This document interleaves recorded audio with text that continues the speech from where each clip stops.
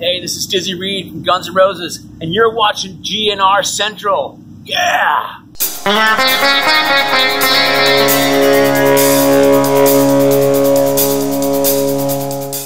Hey everybody, what's going on, and welcome to GNR Central. And I want to talk about the first week sales for Living the Dream. So Slash's latest solo record came out almost a week and a half ago, and we've already got numbers for first week sales, and they're kind of surprising. Now, the album ranked number 27 on the Billboard 200 albums list, so it was the 27th best-selling record of last week, which is kind of shocking considering, Slash has got a lot of name recognition. He's been doing a ton of press. The single Living the Driving Rain has been doing really good on the Billboard charts as his highest charting single of his career and fastest charting of at least of his solo career. So the album sold 19,609 physical copies in its first week on sale, ranking higher on the physical sales list than the physical and streaming list.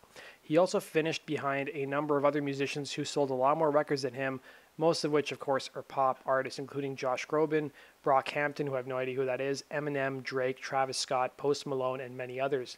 Now, while it's not really a chart topper, Living the Dream, the sales have been fairly consistent with what he sold in the past on his previous releases, especially considering that rock music really is no longer a chart-topping genre on the Billboard 200 charts.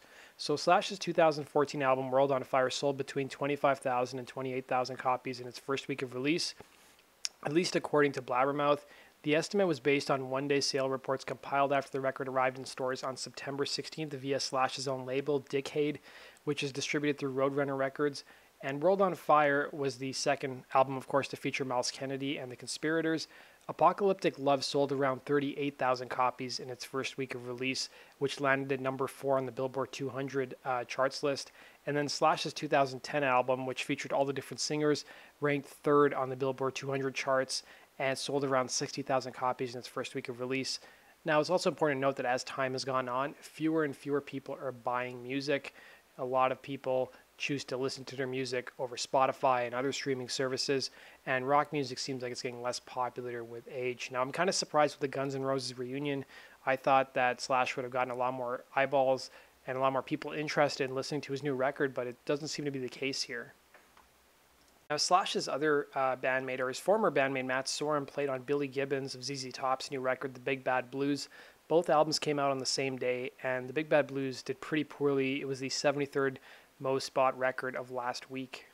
So how did the artists who topped the Billboard charts last week do? How many copies did they actually sell for comparison? So the hip-hop collective Brockhampton took the number 1 spot on the Billboard 200 chart with its 4th studio release, Iridescence.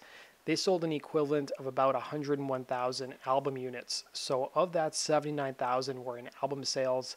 Now, Billboard 200 chart ranks the most popular albums for the week in the US based on a multi-metric consumption as measured in equivalent album units.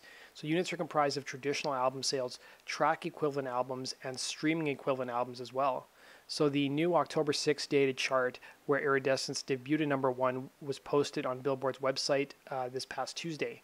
So of Iridescence's 101,000 units, most were album sales, 79,000 is noted above. The remainder was comprised of SEA units and TEA units. So the SEA units were about 22,000, while the TEA units were negligible. While number 2 on the charts was taken by Josh Groban, who arrived with his new studio album, Bridges. It hit about 96,000 units, of which 94,000 were traditional album sales. So Bridges is the top-selling album of the week. Bridges garnered just 1,000 SEA units, which is about 1.5 million on-demand audio streams for its songs, a little more than the 1,000 TEA units. So Bridges' entry was supported by sales generated from a concert ticket album sale redemption offer for Groban's upcoming tour, as well as old-fashioned album sales via Target, Walmart, the iTunes Store, Amazon, and the like. So in total, Bridges is Groban's 9th top 10 album, and it follows his last studio effort, 2015 Stages, which debuted and peaked at number 2 with 180,000 units in his first week, which was about 176,000 in album sales.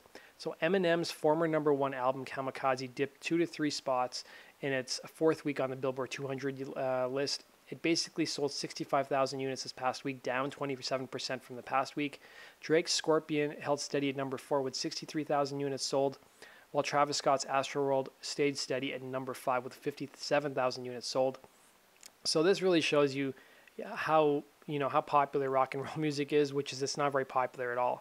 I think Slash was one of the few rock artists on the Billboard charts, at least in the top 30 this week. So let me know if you guys are surprised by how poorly Slash's album did on the Billboard charts, or whether that was pretty much what you expected. Let me know in the comment section below, guys. Thanks for watching, and be sure to subscribe if you love GNR as much as I do, and go check us out on gnrcentral.com. Take care.